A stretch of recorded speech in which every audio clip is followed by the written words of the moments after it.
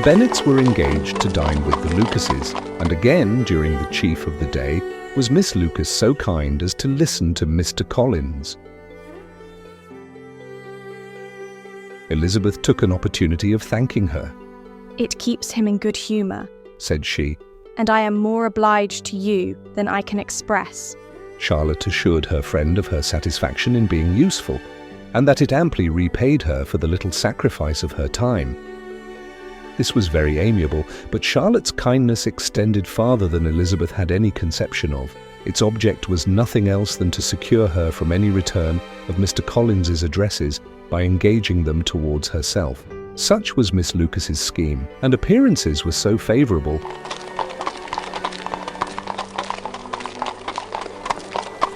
that when they parted at night, she would have felt almost sure of success if he had not been to leave Hertfordshire so very soon.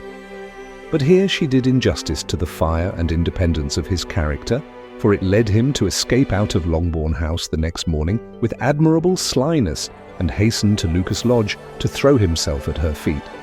He was anxious to avoid the notice of his cousins, from a conviction that if they saw him depart, they could not fail to conjecture his design, and he was not willing to have the attempt known till its success could be known likewise. For though feeling almost secure, and with reason, for Charlotte had been tolerably encouraging, he was comparatively diffident since the adventure of Wednesday. His reception, however, was of the most flattering kind. Miss Lucas perceived him from an upper window as he walked towards the house, and instantly set out to meet him accidentally in the lane. But little had she dared to hope that so much love and eloquence awaited her there. In as short a time as Mr. Collins's long speeches would allow, everything was settled between them to the satisfaction of both. And as they entered the house, he earnestly entreated her to name the day that was to make him the happiest of men. And though such a solicitation must be waived for the present, the lady felt no inclination to trifle with his happiness. The stupidity with which he was favoured by nature must guard his courtship from any charm that could make a woman wish for its continuance, and Miss Lucas, who accepted him solely from the pure and disinterested desire of an establishment, cared not how soon that establishment were gained. Sir William and Lady Lucas were speedily applied to for their consent, and it was bestowed with a most joyful alacrity. Mr. Collins's present circumstances made it a most eligible match for their daughter, to whom they could give little fortune, and his prospects of future wealth were exceedingly fair. Lady Lucas began directly to calculate, with more interest than the matter had ever excited before, how many years longer Mr. Bennet was likely to live, and Sir William gave it as his decided opinion that whenever Mr. Collins should be in possession of the Longbourn estate, it would be highly expedient that both he and his wife should make their appearance at St. James's.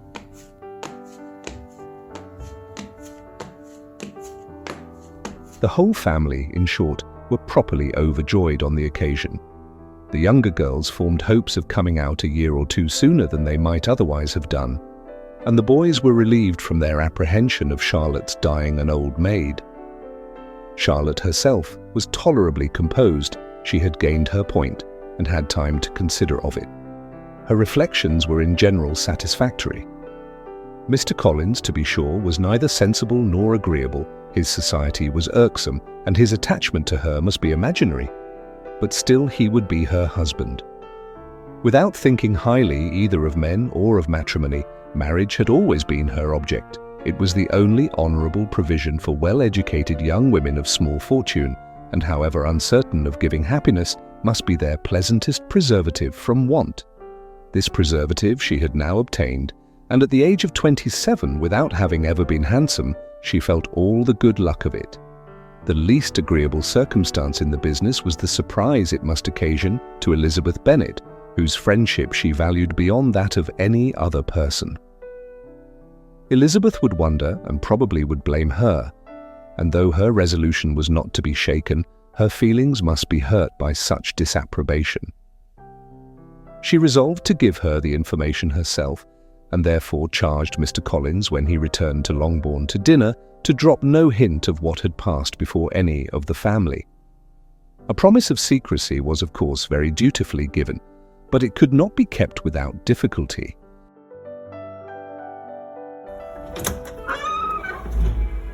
For the curiosity excited by his long absence burst forth in such very direct questions on his return as required some ingenuity to evade, and he was at the same time exercising great self-denial, for he was longing to publish his prosperous love.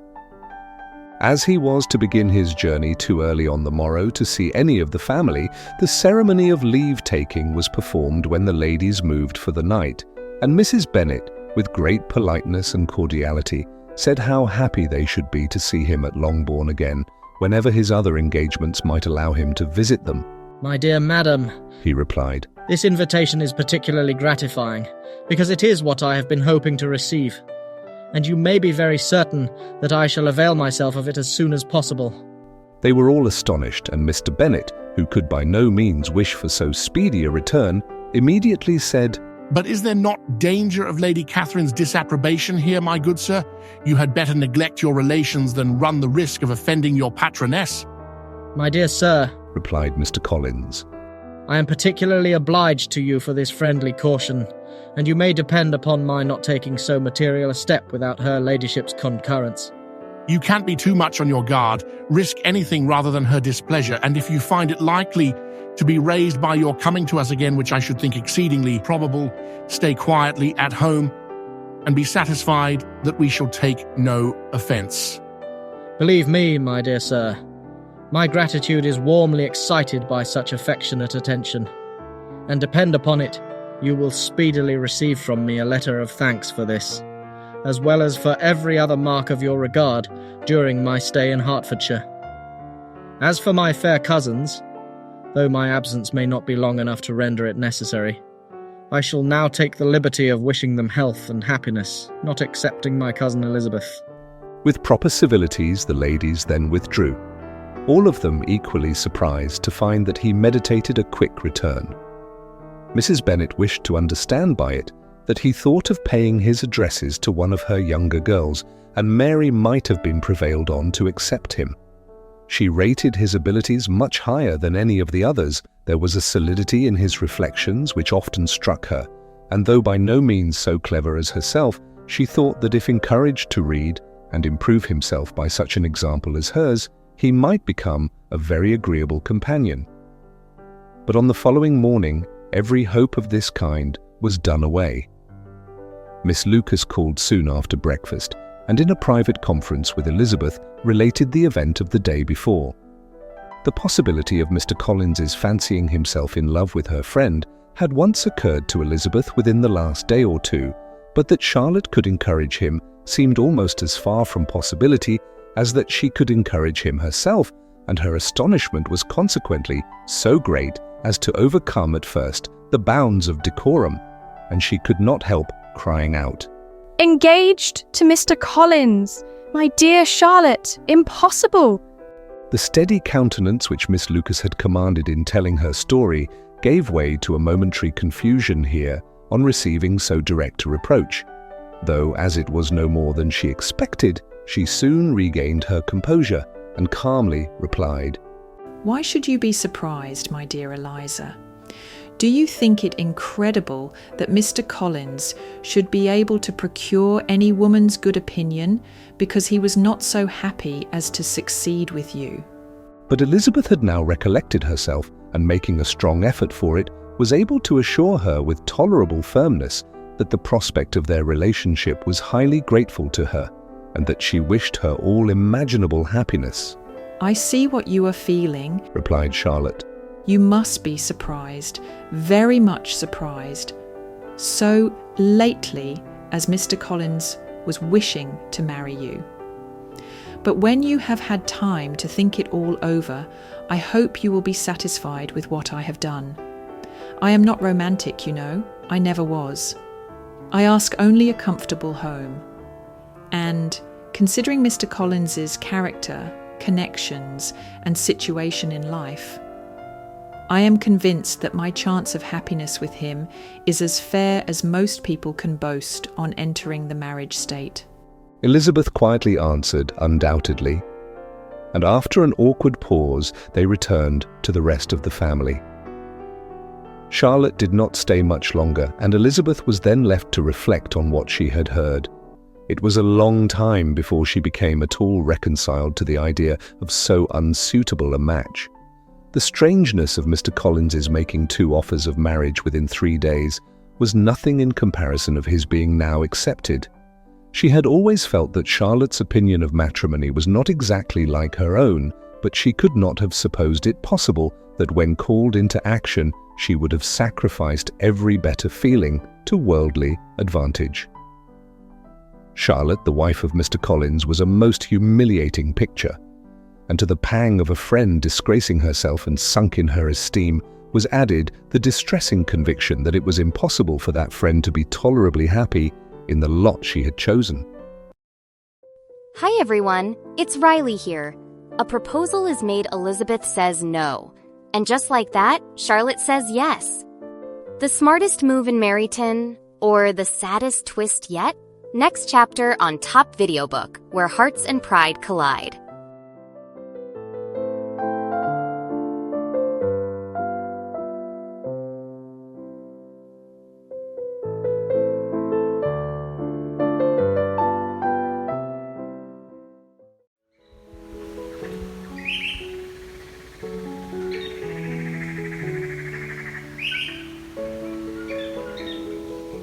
Elizabeth was sitting with her mother and sisters, reflecting on what she had heard and doubting whether she were authorized to mention it, when Sir William Lucas himself appeared, sent by his daughter to announce her engagement to the family.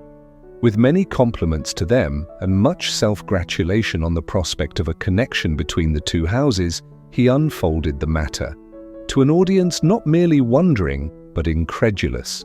For Mrs. Bennet, with more perseverance than politeness, protested he must be entirely mistaken, and Lydia, always unguarded and often uncivil, boisterously exclaimed, Good Lord! Sir William, how can you tell such a story? Do not you know that Mr. Collins wants to marry Lizzie? Nothing less than the complaisance of a courtier could have borne without anger such treatment, but Sir William's good breeding carried him through it all, and though he begged leave to be positive as to the truth of his information, he listened to all their impertinence with the most forbearing courtesy. Elizabeth, feeling it incumbent on her to relieve him from so unpleasant a situation, now put herself forward to confirm his account by mentioning her prior knowledge of it from Charlotte herself, and endeavoured to put a stop to the exclamations of her mother and sisters by the earnestness of her congratulations to Sir William, in which she was readily joined by Jane, and by making a variety of remarks on the happiness that might be expected from the match, the excellent character of Mr. Collins, and the convenient distance of Hunsford from London. Mrs. Bennet was, in fact, too much overpowered to say a great deal while Sir William remained.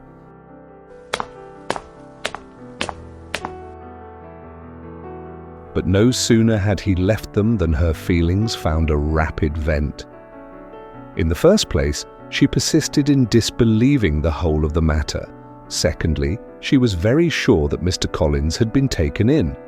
Thirdly, she trusted that they would never be happy together, and fourthly, that the match might be broken off. 2 inferences, however, were plainly deduced from the whole. One, that Elizabeth was the real cause of all the mischief, and the other, that she herself had been barbarously used by them all. And on these 2 points she principally dwelt during the rest of the day. Nothing could console and nothing appease her. Nor did that day wear out her resentment. A week elapsed before she could see Elizabeth without scolding her. A month passed away before she could speak to Sir William or Lady Lucas without being rude, and many months were gone before she could at all forgive their daughter.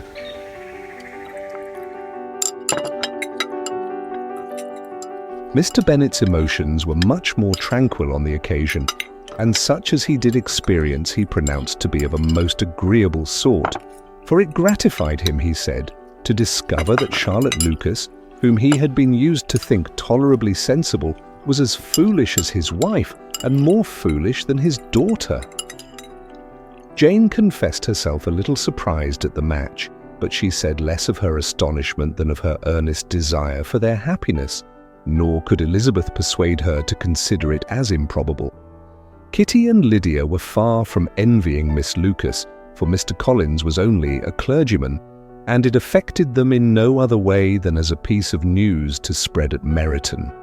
Lady Lucas could not be insensible of triumph on being able to retort on Mrs. Bennet the comfort of having a daughter well married, and she called at Longbourn rather oftener than usual to say how happy she was, though Mrs. Bennet's sour looks and ill-natured remarks might have been enough to drive happiness away.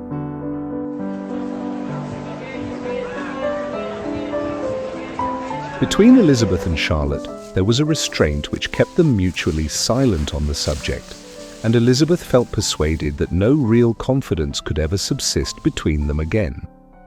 Her disappointment in Charlotte made her turn with fonder regard to her sister, of whose rectitude and delicacy she was sure her opinion could never be shaken, and for whose happiness she grew daily more anxious, as Bingley had now been gone a week, and nothing was heard of his return. Jane had sent Caroline an early answer to her letter, and was counting the days till she might reasonably hope to hear again. The promised letter of thanks from Mr. Collins arrived on Tuesday, addressed to their father, and written with all the solemnity of gratitude which a 12 months' abode in the family might have prompted. After discharging his conscience on that head, he proceeded to inform them, with many rapturous expressions, of his happiness in having obtained the affection of their amiable neighbour, Miss Lucas, and then explained that it was merely with the view of enjoying her society that he had been so ready to close with their kind wish of seeing him again at Longbourn, whither he hoped to be able to return on Monday fortnight. For Lady Catherine, he added, so heartily approved his marriage that she wished it to take place as soon as possible, which he trusted would be an unanswerable argument with his amiable Charlotte to name an early day for making him the happiest of men. Mr. Collins's return into Hertfordshire was no longer a matter of pleasure to Mrs. Bennet. On the contrary, she was as much disposed to complain of it as her husband. It was very strange that he should come to Longbourn instead of to Lucas Lodge. It was also very inconvenient and exceedingly troublesome. She hated having visitors in the house while her health was so indifferent, and lovers were of all people the most disagreeable. Such were the gentle murmurs of Mrs. Bennet, and they gave way only to the greater distress of Mr. Bingley's continued absence. Neither Jane nor Elizabeth were comfortable on this subject. Day after day passed away without bringing any other tidings of him than the report which shortly prevailed in Meryton of his coming no more to Netherfield the whole winter, a report which highly incensed Mrs. Bennet, and which she never failed to contradict as a most scandalous falsehood. Even Elizabeth began to fear, not that Bingley was indifferent, but that his sisters would be successful in keeping him away. Unwilling as she was to admit an idea so destructive of Jane's happiness and so dishonourable to the stability of her lover, she could not prevent its frequently recurring. The united efforts of his two unfeeling sisters and of his overpowering friend, assisted by the attractions of Miss Darcy and the amusements of London, might be too much, she feared, for the strength of his attachment. As for Jane, her anxiety under this suspense was, of course, more painful than Elizabeth's, but whatever she felt she was desirous of concealing, and between herself and Elizabeth, therefore, the subject was never alluded to. But as no such delicacy restrained her mother, an hour seldom passed in which she did not talk of Bingley, express her impatience for his arrival, or even require Jane to confess that if he did not come back, she should think herself very ill-used. It needed all Jane's steady mildness to bear these attacks with tolerable tranquillity.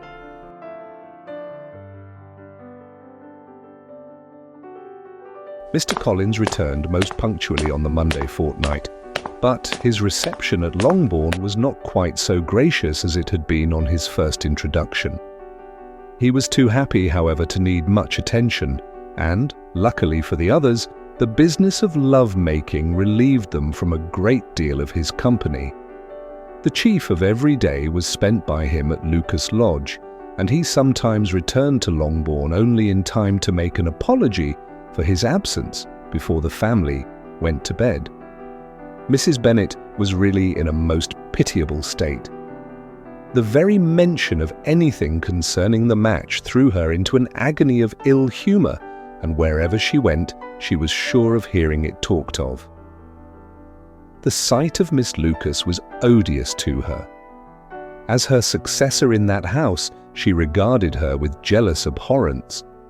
Whenever Charlotte came to see them, she concluded her to be anticipating the hour of possession, and whenever she spoke in a low voice to Mr. Collins, was convinced that they were talking of the Longbourn estate, and resolving to turn herself and her daughters out of the house as soon as Mr. Bennet were dead. She complained bitterly of all this to her husband. "Indeed, Mr. Bennet," said she, "it is very hard to think that Charlotte Lucas should ever be mistress of this house, that I should be forced to make way for her and live to see her take my place in it." My dear, do not give way to such gloomy thoughts. Let us hope for better things. Let us flatter ourselves that I may be the survivor. This was not very consoling to Mrs. Bennet, and therefore, instead of making any answer, she went on as before. "I cannot bear to think that they should have all this estate. If it was not for the entail, I should not mind it. What should not you mind? I should not mind anything at all. Let us be thankful that you are preserved from a state of such insensibility."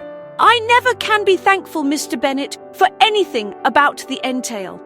How anyone could have the conscience to entail away an estate from one's own daughters, I cannot understand. And all for the sake of Mr. Collins, too. Why should he have it more than anybody else? I leave it to yourself to determine, said Mr. Bennet. Hi everyone, it's Riley here. Welcome back. Well, Charlotte's decision is made, and the news of her engagement is already shaking things up at the Bennet household. Will Mrs. Bennet's hopes be crushed, or will even more drama unfold? Stay tuned for the next episode of Top VideoBook.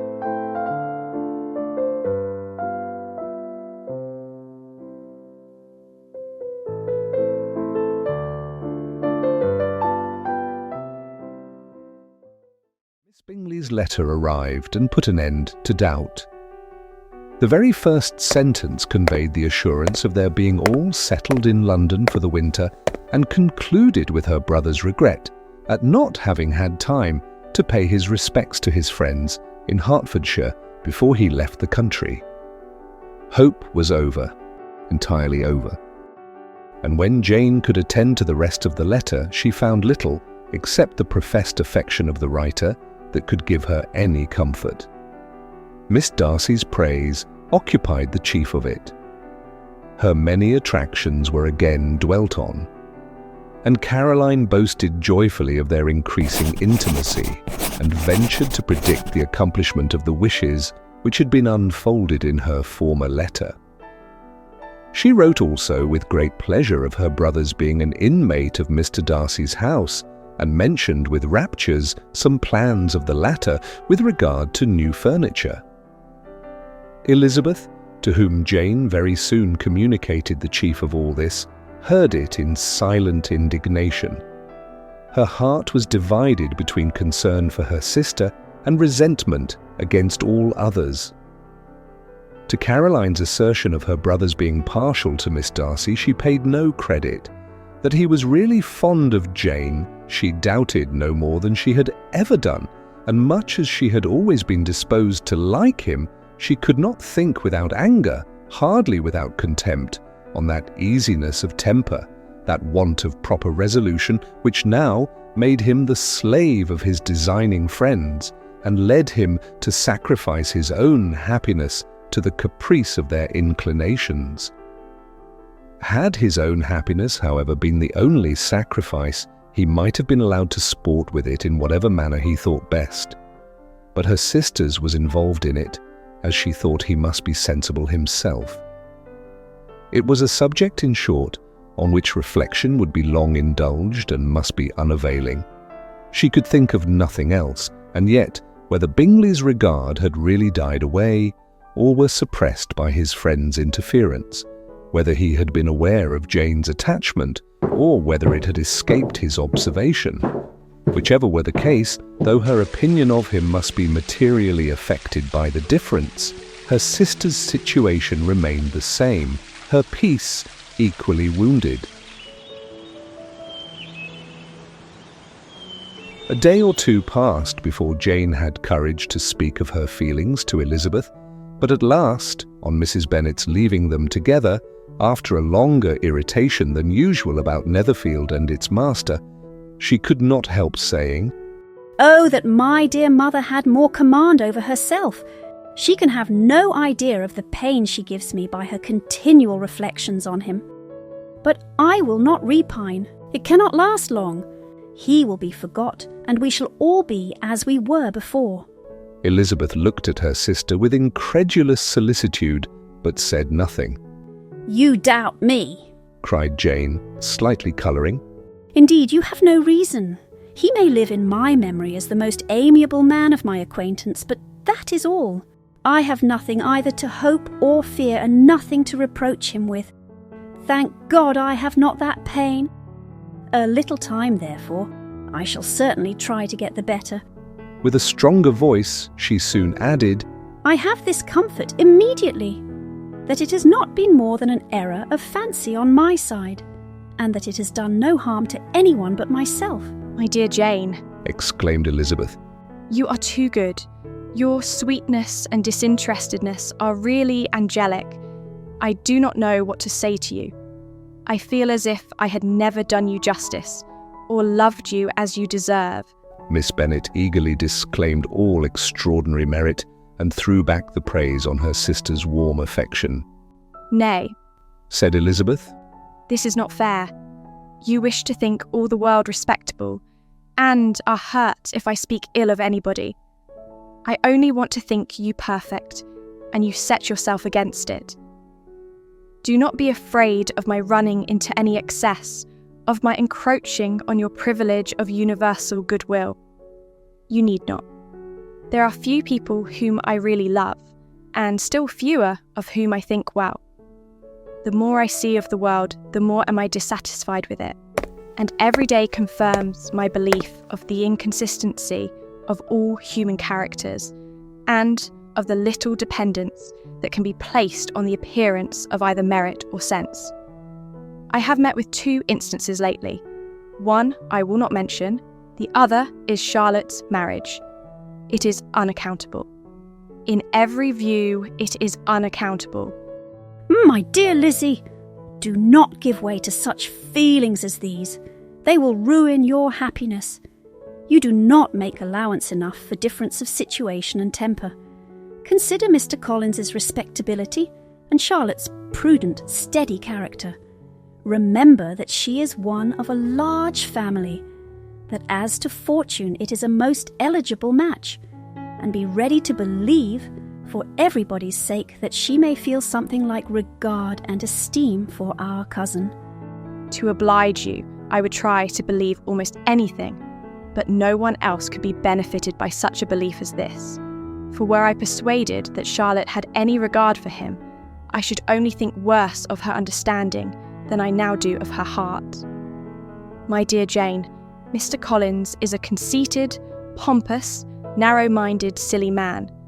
You know he is as well as I do, and you must feel as well as I do that the woman who marries him cannot have a proper way of thinking. You shall not defend her, though it is Charlotte Lucas. You shall not, for the sake of one individual, change the meaning of principle and integrity, nor endeavour to persuade yourself or me that selfishness is prudence, and insensibility of danger, security for happiness. "I must think your language too strong in speaking of both," replied Jane. "and I hope you will be convinced of it by seeing them happy together. But enough of this. You alluded to something else. You mentioned 2 instances. I cannot misunderstand you, but I entreat you, dear Lizzie, not to pain me by thinking that person to blame and saying your opinion of him is sunk. We must not be so ready to fancy ourselves intentionally injured. We must not expect a lively young man to be always so guarded and circumspect. It is very often nothing but our own vanity that deceives us. Women fancy admiration means more than it does. And men take care that they should. If it is designedly done, they cannot be justified. But I have no idea of there being so much design in the world as some persons imagine. I am far from attributing any part of Mr. Bingley's conduct to design, said Elizabeth. but without scheming to do wrong or to make others unhappy, there may be error and there may be misery. Thoughtlessness, want of attention to other people's feelings, and want of resolution will do the business. And do you impute it to either of those? Yes, to the last. But if I go on, I shall displease you by saying what I think of persons you esteem. Stop me whilst you can. You persist, then, in supposing his sisters influence him? Yes, in conjunction with his friend. I cannot believe it. Why should they try to influence him? They can only wish his happiness. And if he is attached to me, no other woman can secure it. Your first position is false. They may wish many things besides his happiness. They may wish his increase of wealth and consequence. They may wish him to marry a girl who has all the importance of money, great connections and pride.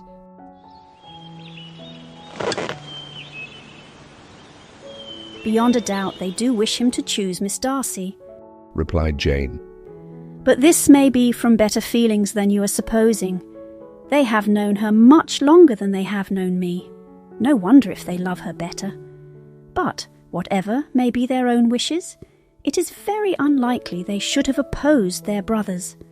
What sister would think herself at liberty to do it, unless there was something very objectionable? If they believed him attached to me, they would not try to part us. If he was so, they could not succeed. By supposing such an affection, you make everybody acting unnaturally and wrong, and me most unhappy. Do not distress me by the idea. I am not ashamed of having been mistaken, or, at least, it is slight. It is nothing in comparison of what I should feel in thinking ill of him or his sisters. Let me take it in the best light, in the light in which it may be understood. Elizabeth could not oppose such a wish, and from this time Mr. Bingley's name was scarcely ever mentioned between them.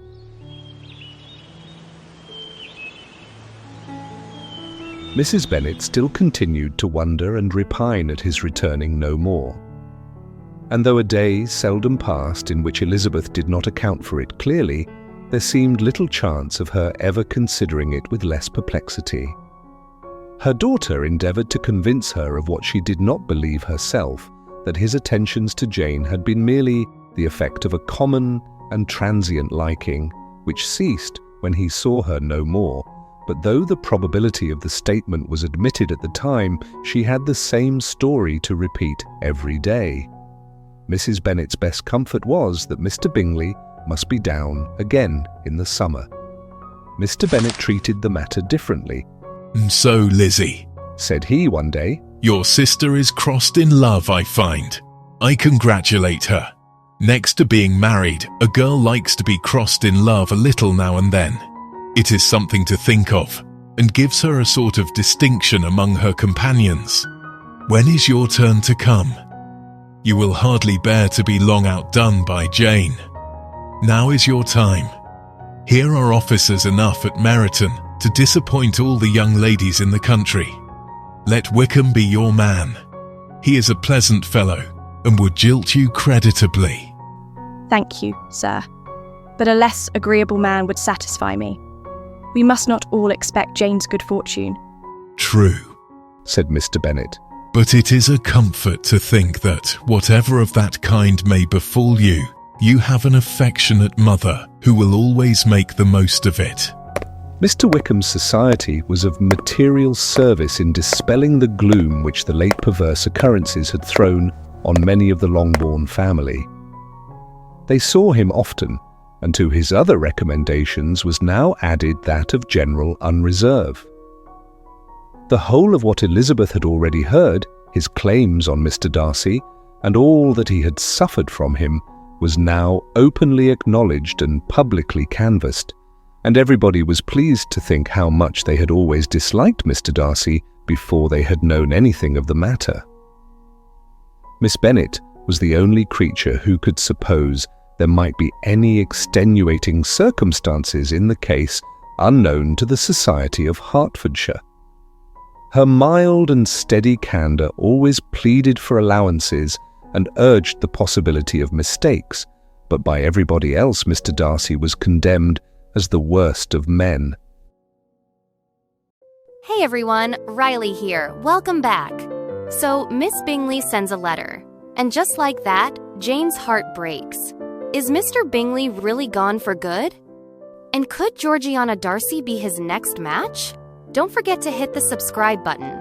More dramas just ahead.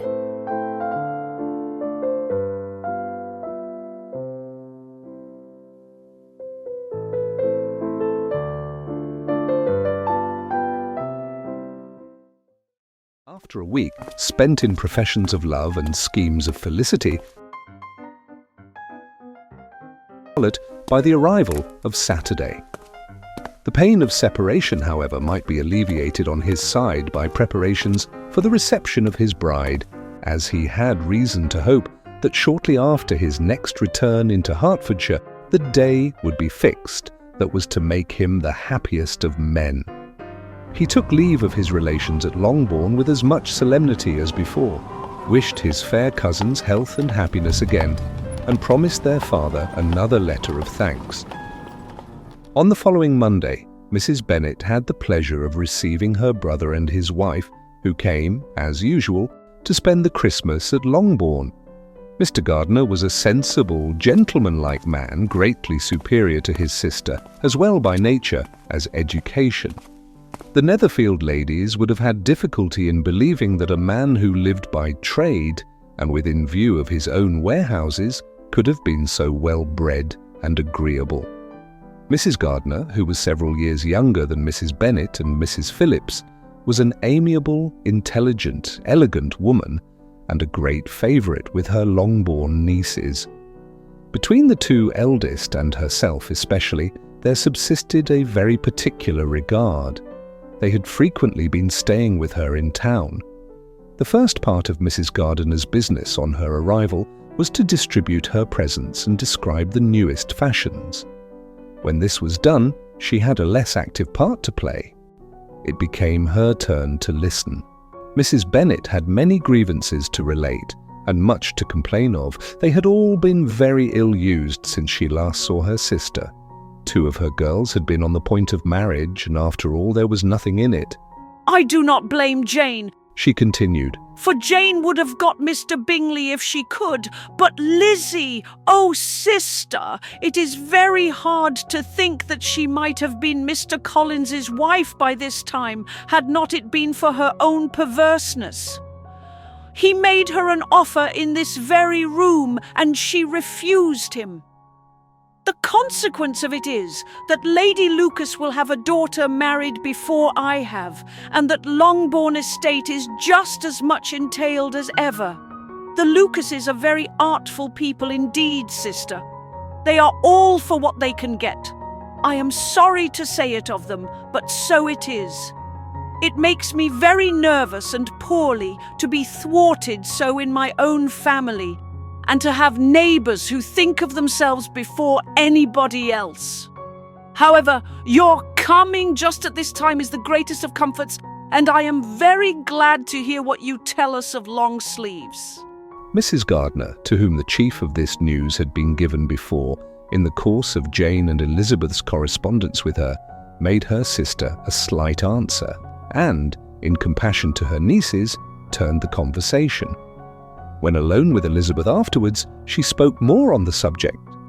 "It seems likely to have been a desirable match for Jane," said she. "I'm sorry it went off, but these things happen so often. A young man, such as you describe Mr. Bingley so easily falls in love with a pretty girl for a few weeks, and when accident separates them, so easily forgets her, that these sort of inconstancies are very frequent. An excellent consolation in its way, said Elizabeth. but it will not do for us. We do not suffer by accident. It does not often happen that the interference of friends will persuade a young man of independent fortune to think no more of a girl whom he was violently in love with only a few days before. But that expression of violently in love is so hackneyed, so doubtful, so indefinite, that it gives me very little idea. It is as often applied to feelings which arise only from a half-hour's acquaintance as to a real strong attachment. Pray, how violent was Mr. Bingley's love? I never saw a more promising inclination. He was growing quite inattentive to other people and wholly engrossed by her. Every time they met, it was more decided and remarkable. At his own ball, he offended 2 or 3 young ladies by not asking them to dance, and I spoke to him twice myself without receiving an answer.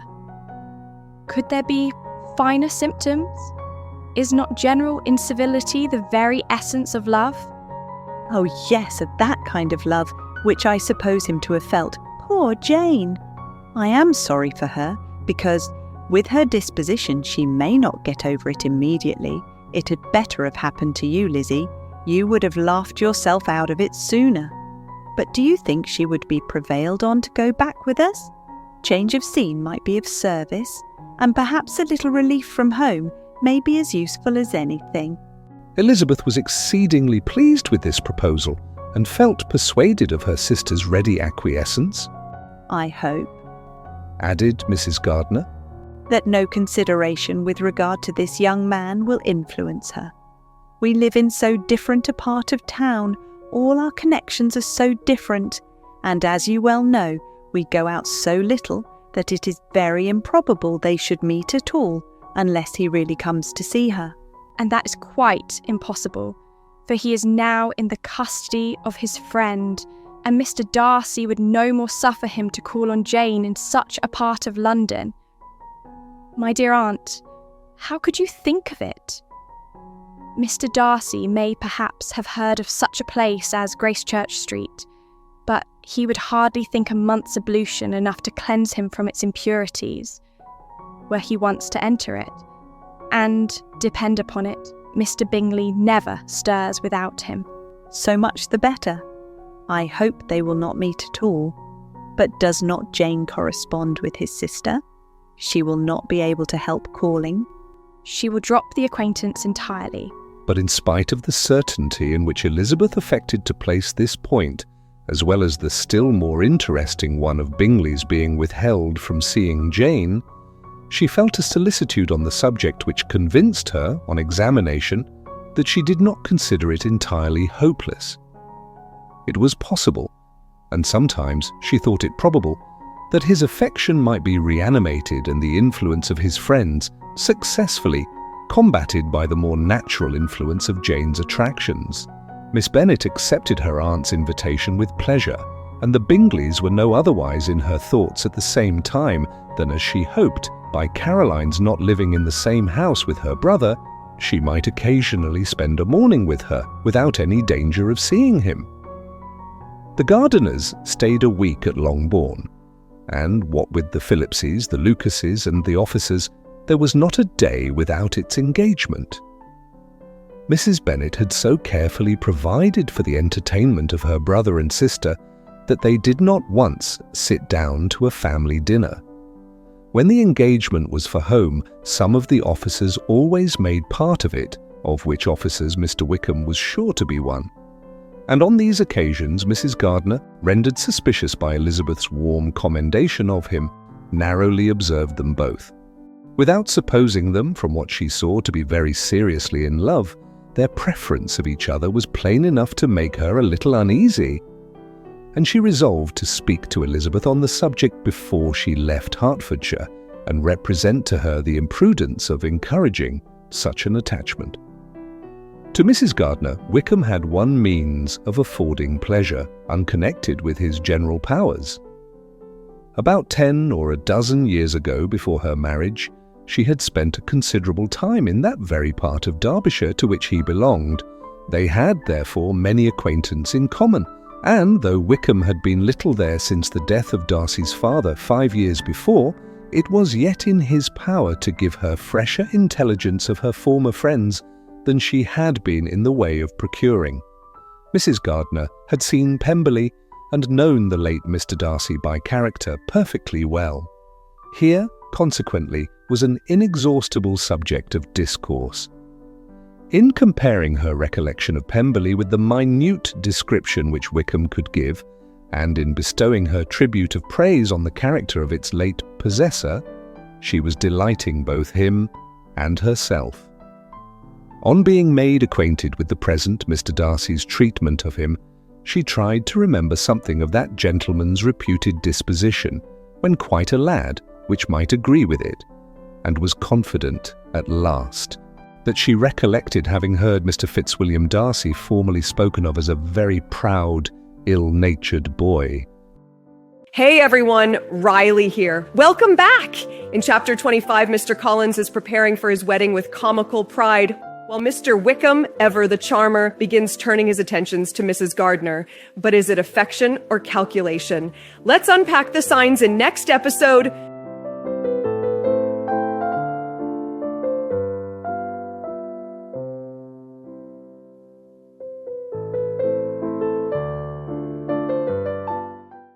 Mrs. Gardiner's caution to Elizabeth was punctually and kindly given on the first favourable opportunity of speaking to her alone. After honestly telling her what she thought, she thus went on. You are too sensible a girl, Lizzie, to fall in love merely because you are warned against it, and therefore I am not afraid of speaking openly. Seriously, I would have you be on your guard. Do not involve yourself, or endeavour to involve him, in an affection which the want of fortune would make so very imprudent. I have nothing to say against him. He is a most interesting young man, and if he had the fortune he ought to have, I should think you could not do better. But as it is, you must not let your fancy run away with you. You have sense, and we all expect you to use it. Your father would depend on your resolution and good conduct, I am sure. You must not disappoint your father. My dear aunt, this is being serious indeed. Yes, and I hope to engage you to be serious likewise. Well, then, you need not be under any alarm. I will take care of myself and of Mr. Wickham too. He shall not be in love with me, if I can prevent it. Elizabeth, you are not serious now. I beg your pardon. I will try again. At present, I am not in love with Mr. Wickham. No, I certainly am not. But he is, beyond all comparison, the most agreeable man I ever saw. And if he becomes really attached to me, I believe it will be better that he should not. I see the imprudence of it. Oh, that abominable Mr. Darcy. My father's opinion of me does me the greatest honour, and I should be miserable to forfeit it. My father, however, is partial to Mr. Wickham. In short, my dear aunt, I should be very sorry to be the means of making any of you unhappy. But since we see every day that where there is affection, young people are seldom withheld by immediate want of fortune from entering into engagements with each other, how can I promise to be wiser than so many of my fellow creatures, if I am tempted? Or how am I even to know that it would be wiser to resist? All that I can promise you, therefore, is not to be in a hurry. I will not be in a hurry to believe myself his first object. When I am in company with him, I will not be wishing. In short, I will do my best.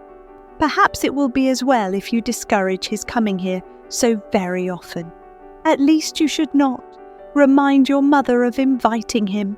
As I did the other day, said Elizabeth, with a conscious smile. Very true, it will be wise in me to refrain from that. But do not imagine that he is always here so often. It is on your account that he has been so frequently invited this week. You know my mother's ideas as to the necessity of constant company for her friends. But really, and upon my honour, I will try to do what I think to be wisest. And now I hope you are satisfied. Her aunt assured her that she was, and Elizabeth, having thanked her for the kindness of her hints, they parted, a wonderful instance of advice being given on such a point without being resented. Mr. Collins returned into Hertfordshire soon after it had been quitted by the Gardiners and Jane. But as he took up his abode with the Lucases, his arrival was no great inconvenience to Mrs. Bennet. His marriage was now fast approaching, and she was at length so far resigned as to think it inevitable, and even repeatedly to say, in an ill-natured tone, that she wished they might be happy. Thursday was to be the wedding day, and on Wednesday, Miss Lucas paid her farewell visit. And when she rose to take leave, Elizabeth, ashamed of her mother's ungracious and reluctant good wishes, and sincerely affected herself, accompanied her out of the room. As they went downstairs together, Charlotte said, "I shall depend on hearing from you very often, Eliza." That you certainly shall. "And I have another favour to ask. Will you come and see me?" We shall often meet, I hope, in Hertfordshire. "I'm not likely to leave Kent for some time. Promise me, therefore, to come to Hunsford." Elizabeth could not refuse, though she foresaw little pleasure in the visit. "My father and Maria are to come to me in March," added Charlotte. "and I hope you will consent to be of the party. Indeed, Eliza, you will be as welcome to me as either of them." The wedding took place. The bride and bridegroom set off for Kent from the church door, and everybody had as much to say or to hear on the subject as usual. Elizabeth soon heard from her friend, and their correspondence was as regular and frequent as it ever had been. That it should be equally unreserved was impossible. Elizabeth could never address her without feeling that all the comfort of intimacy was over. And though determined not to slacken as a correspondent, it was for the sake of what had been rather than what was. Charlotte's first letters were received with a good deal of eagerness. There could not but be curiosity to know how she would speak of her new home, how she would like Lady Catherine, and how happy she would dare pronounce herself to be. Though when the letters were read, Elizabeth felt that Charlotte expressed herself on every point exactly as she might have foreseen. She wrote cheerfully, seemed surrounded with comforts, and mentioned nothing which she could not praise. The house, furniture, neighbourhood, and roads were all to her taste, and Lady Catherine's behaviour was most friendly and obliging. It was Mr. Collins's picture of Hunsford and Rosings rationally softened, and Elizabeth perceived that she must wait for her own visit there to know the rest. Jane had already written a few lines to her sister to announce their safe arrival in London, and when she wrote again, Elizabeth hoped it would be in her power to say something of the Bingleys. Her impatience for this second letter was as well rewarded as impatience generally is. Jane had been a week in town without either seeing or hearing from Caroline. She accounted for it, however, by supposing that her last letter to her friend from Longbourn had by some accident been lost. "My aunt," she continued, "is going tomorrow into that part of the town, and I shall take the opportunity of calling in Grosvenor Street." She wrote again when the visit was paid and she had seen Miss Bingley. "I did not think Caroline in spirits," were her words. "but she was very glad to see me, and reproached me for giving her no notice of my coming to London. I was right, therefore. My last letter had never reached her. I inquired after their brother, of course. He was well, but so much engaged with Mr. Darcy that they scarcely ever saw him. I found that Miss Darcy was expected to dinner. I wish I could see her. My visit was not long, as Caroline and Mrs. Hurst were going out. I dare say I shall soon see them here." Elizabeth shook her head over this letter. It convinced her that accident only could discover to Mr. Bingley her sister's being in town. 4 weeks passed away, and Jane saw nothing of him. She endeavoured to persuade herself that she did not regret it, but she could no longer be blind to Miss Bingley's inattention. After waiting at home every morning for a fortnight, and inventing every evening a fresh excuse for her, the visitor did at last appear. But the shortness of her stay, and, yet more, the alteration of her manner, would allow Jane to deceive herself no longer. The letter which she wrote on this occasion to her sister will prove what she felt. My dearest Lizzie will, I am sure, be incapable of triumphing in her better judgment at my expense, when I confess myself to have been entirely deceived in Miss Bingley's regard for me. But, my dear sister, though the event has proved you right, do not think me obstinate if I still assert that, considering what her behaviour was, my confidence was as natural as your suspicion.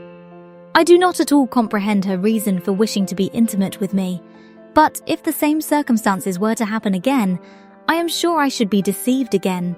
Caroline did not return my visit till yesterday, and not a note, not a line, did I receive in the meantime. When she did come, it was very evident that she had no pleasure in it. She made a slight, formal apology for not calling before, said not a word of wishing to see me again, and was, in every respect, so altered a creature that when she went away, I was perfectly resolved to continue the acquaintance no longer. I pity, though I cannot help blaming her. She was very wrong in singling me out as she did. I can safely say that every advance to intimacy began on her side, but I pity her because she must feel that she has been acting wrong, and because I am very sure that anxiety for her brother is the cause of it. I need not explain myself farther, and though we know this anxiety to be quite needless, yet if she feels it, it will easily account for her behaviour to me. And so deservedly dear as he is to his sister, whatever anxiety she may feel on his behalf is natural and amiable. I cannot but wonder, however, at her having any such fears now, because if he had at all cared about me, we must have met long, long ago. He knows of my being in town, I am certain, from something she said herself, and yet it would seem, by her manner of talking, as if she wanted to persuade herself that he is really partial to Miss Darcy. I cannot understand it. If I were not afraid of judging harshly, I should be almost tempted to say that there is a strong appearance of duplicity in all this. I will endeavour to banish every painful thought, and think only of what will make me happy, your affection, and the invariable kindness of my dear uncle and aunt. Let me hear from you very soon. Miss Bingley said something of his never returning to Netherfield again, of giving up the house, but not with any certainty. We had better not mention it. I'm extremely glad that you have such pleasant accounts from our friends at Hunsford. Pray go to see them with Sir William and Maria. I am sure you will be very comfortable there. Yours, etc.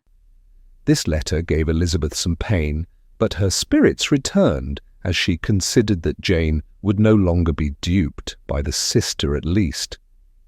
All expectation from the brother was now absolutely over. She would not even wish for any renewal of his attentions. His character sunk on every review of it, and as a punishment for him, as well as a possible advantage to Jane, she seriously hoped he might really soon marry Mr. Darcy's sister, as, by Wickham's account, she would make him abundantly regret what he had thrown away. Mrs. Gardiner about this time reminded Elizabeth of her promise concerning that gentleman, and required information, and Elizabeth had such to send as might rather give contentment to her aunt than to herself. His apparent partiality had subsided, his attentions were over, he was the admirer of someone else. Elizabeth was watchful enough to see it all, but she could see it and write of it without material pain. Her heart had been but slightly touched, and her vanity was satisfied with believing that she would have been his only choice had fortune permitted it. The sudden acquisition of £10,000 was the most remarkable charm of the young lady to whom he was now rendering himself agreeable. But Elizabeth, less clear-sighted perhaps in this case than in Charlotte's, did not quarrel with him for his wish of independence. Nothing, on the contrary, could be more natural, and while able to suppose that it cost him a few struggles to relinquish her, she was ready to allow it a wise and desirable measure for both, and could very sincerely wish him happy. All this was acknowledged to Mrs. Gardiner, and after relating the circumstances, she thus went on. I am now convinced, my dear aunt, that I have never been much in love. For had I really experienced that pure and elevating passion, I should at present detest his very name and wish him all manner of evil. But my feelings are not only cordial towards him, they are even impartial towards Miss King. I cannot find out that I hate her at all, or that I am in the least unwilling to think her a very good sort of girl. There can be no love in all this. My watchfulness has been effectual, and though I should certainly be a more interesting object to all my acquaintance, were I distractedly in love with him, I cannot say that I regret my comparative insignificance. Importance may sometimes be purchased too dearly. Kitty and Lydia take his defection much more to heart than I do. They are young in the ways of the world, and not yet open to the mortifying conviction that handsome young men must have something to live on as well as the plain. Hello everyone, Riley here. Welcome back to Top Video Book. Well, chapter 26 is heavy with quiet heartbreak. Jane realizes friendship can't mask rejection, and I start to wonder, was my fondness for Wickham real or just a story I told myself to feel special? Keep subscribing to our channel and more dramas are just ahead.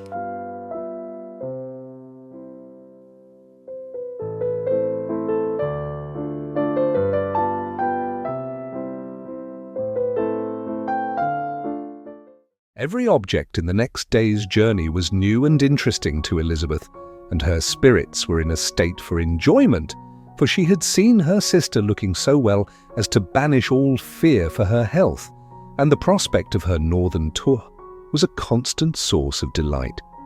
When they left the high road for the lane to Hunsford, every eye was in search of the parsonage, and every turning expected to bring it in view. The paling of Rosings Park was their boundary on one side.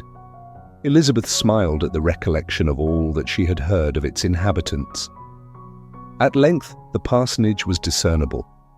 The garden sloping to the road, the house standing in it, the green pales and the laurel hedge, everything declared they were arriving. Mr. Collins and Charlotte appeared at the door, and the carriage stopped at the small gate, which led by a short gravel walk to the house amidst the nods and smiles of the whole party. In a moment they were all out of the chaise, rejoicing at the sight of each other. Mrs. Collins welcomed her friend with the liveliest pleasure, and Elizabeth was more and more satisfied with coming when she found herself so affectionately received. She saw instantly that her cousin's manners were not altered by his marriage. His formal civility was just what it had been, and he detained her some minutes at the gate to hear and satisfy his inquiries after all her family. They were then, with no other delay than his, pointing out the neatness of the entrance, taken into the house, and as soon as they were in the parlour, he welcomed them a second time, with ostentatious formality, to his humble abode, and punctually repeated all his wife's offers of refreshment. Elizabeth was prepared to see him in his glory, and she could not help fancying that in displaying the good proportion of the room, its aspect, and its furniture, he addressed himself particularly to her, as if wishing to make her feel what she had lost in refusing him. But though everything seemed neat and comfortable, she was not able to gratify him by any sigh of repentance, and rather looked with wonder at her friend that she could have so cheerful an air with such a companion. When Mr. Collins said anything of which his wife might reasonably be ashamed, which certainly was not unseldom, she involuntarily turned her eye on Charlotte. Once or twice she could discern a faint blush, but in general Charlotte wisely did not hear. After sitting long enough to admire every article of furniture in the room, from the sideboard to the fender, to give an account of their journey, and of all that had happened in London, Mr. Collins invited them to take a stroll in the garden, which was large and well laid out, and to the cultivation of which he attended himself. To work in his garden was one of his most respectable pleasures, and Elizabeth admired the command of countenance with which Charlotte talked of the healthfulness of the exercise, and owned she encouraged it as much as possible. Here, leading the way through every walk and crosswalk, and scarcely allowing them an interval to utter the praises he asked for, every view was pointed out with a minuteness which left beauty entirely behind. He could number the fields in every direction, and could tell how many trees there were in the most distant clump. But of all the views which his garden, or which the country or the kingdom could boast, none were to be compared with the prospect of Rosings, afforded by an opening in the trees that bordered the park nearly opposite the front of his house. It was a handsome modern building, well situated on rising ground. From his garden, Mr. Collins would have led them round his 2 meadows, but the ladies, not having shoes to encounter the remains of the white frost, turned back. And while Sir William accompanied him, Charlotte took her sister and friend over the house, extremely well pleased, probably, to have the opportunity of showing it without her husband's help. It was rather small but well built and convenient, and everything was fitted up and arranged with a neatness and consistency of which Elizabeth gave Charlotte all the credit. When Mr. Collins could be forgotten, there was really a great air of comfort throughout, and by Charlotte's evident enjoyment of it, Elizabeth supposed he must be often forgotten. She had already learnt that Lady Catherine was still in the country. It was spoken of again while they were at dinner, when Mr. Collins, joining in, observed, "Yes, Miss Elizabeth, you will have the honour of seeing Lady Catherine de Bourgh on the ensuing Sunday at church. And I need not say you will be delighted with her. She is all affability and condescension. And I doubt not but you will be honoured with some portion of her notice when service is over. I have scarcely any hesitation in saying that she will include you and my sister Maria in every invitation with which she honours us during your stay here. Her behaviour to my dear Charlotte is charming. We dine at Rosings twice every week, and are never allowed to walk home. Her ladyship's carriage is regularly ordered for us. I should say, one of her ladyship's carriages, for she has several." Lady Catherine is a very respectable, sensible woman indeed, added Charlotte, and a most attentive neighbour. "Very true, my dear. That is exactly what I say. She is the sort of woman whom one cannot regard with too much deference." The evening was spent chiefly in talking over Hertfordshire news, and telling again what had been already written. And when it closed, Elizabeth, in the solitude of her chamber, had to meditate upon Charlotte's degree of contentment, to understand her address in guiding, and composure in bearing with, her husband, and to acknowledge that it was all done very well. She had also to anticipate how her visit would pass, the quiet tenor of their usual employments, the vexatious interruptions of Mr. Collins, and the gaieties of their intercourse with Rosings. A lively imagination soon settled it all. About the middle of the next day, as she was in her room getting ready for the walk, a sudden noise below seemed to speak the whole house in confusion, and after listening a moment, she heard somebody running upstairs in a violent hurry and calling loudly after her. She opened the door and met Maria in the landing place, who, breathless with agitation, cried out, "Oh, my dear Eliza, pray make haste and come into the dining room, for there is such a sight to be seen. I will not tell you what it is. Make haste and come down this moment." Elizabeth asked questions in vain. Maria would tell her nothing more, and down they ran into the dining room which fronted the lane in quest of this wonder. It was 2 ladies stopping in a low phaeton at the garden gate. "And is this all?" cried Elizabeth.